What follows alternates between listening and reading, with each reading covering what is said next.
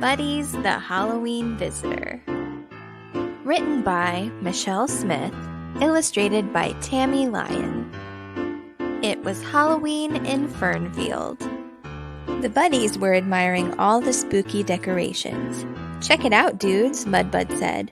"These jack-o'-lanterns are awesome." "Yeah," B-Dog stammered, "awesome."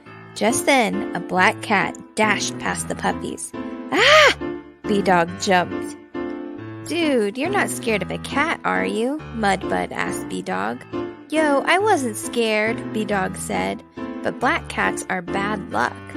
Buddha shook his head. "Bad luck cannot affect a soul that has achieved inner peace," he said.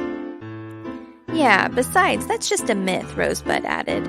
"All this talk is making me hungry. Let's go get ready for some trick-or-treating," Butterball exclaimed. All the pups headed home to get into their costumes. Rosebud couldn't wait to put on her costume. Getting dressed up was her favorite thing about Halloween.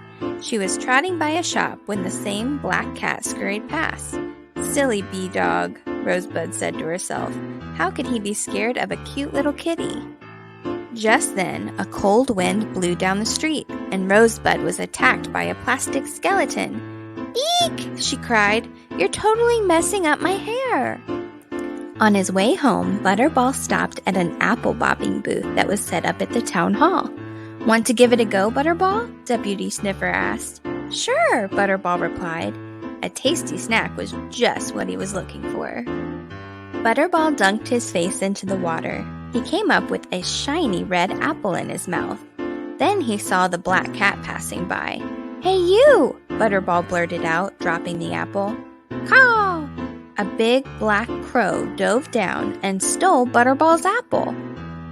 By that time, Mudbud had arrived home. There was a huge jack-o'-lantern in his front yard.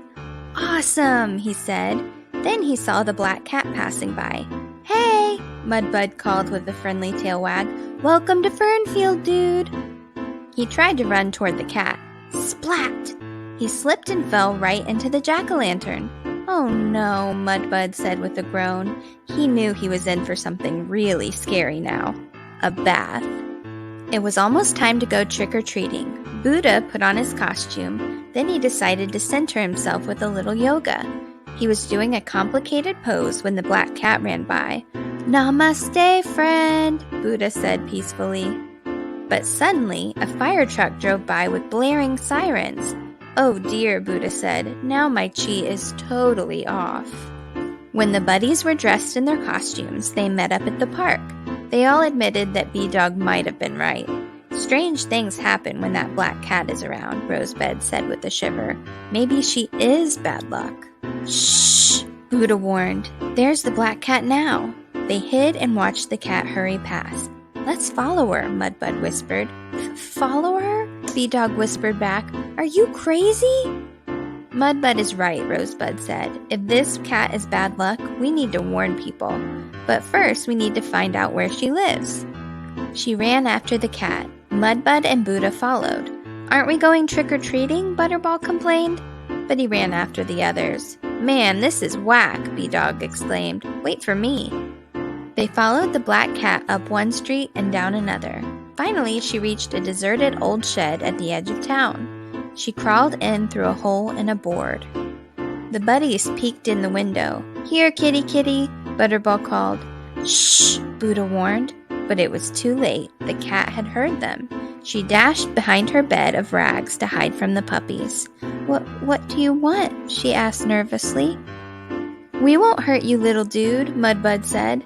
B-Dog nodded. "Just stop giving us bad luck." "Bad luck? Where?" The cat looked more frightened than ever. "Guys, I think we were wrong," Rosebud said. "What's your name?" Buddha asked the cat. The cat shrugged. "I don't have a name. Nobody ever gave me one." "You mean you don't have a kid of your own to feed you?" Butterball asked.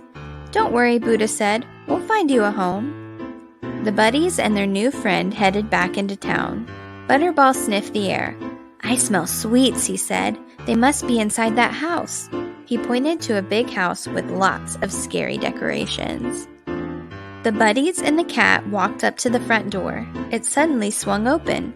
B-Dog yelped, "A witch!" But it was actually just a little girl dressed up as a witch. As soon as she saw the cat without a name tag, she clapped her hands. "I've always wanted a kitty," she cried. "I'll have to ask my parents, but for now, I'll call you Spooky." Spooky purred as the girl picked her up. "I think Spooky likes her name," Rosebud whispered. "Happy Halloween!" B-Dog cheered as he and the other buddies ran off to continue the Halloween fun. Thank you for joining Mrs. Lindsay for Buddies, the Halloween Visitor. I can't wait to go on another book adventure. Come back to Mrs. Lindsay's Book Nook, where everyone's a reader. Be sure to subscribe. See you next time, readers!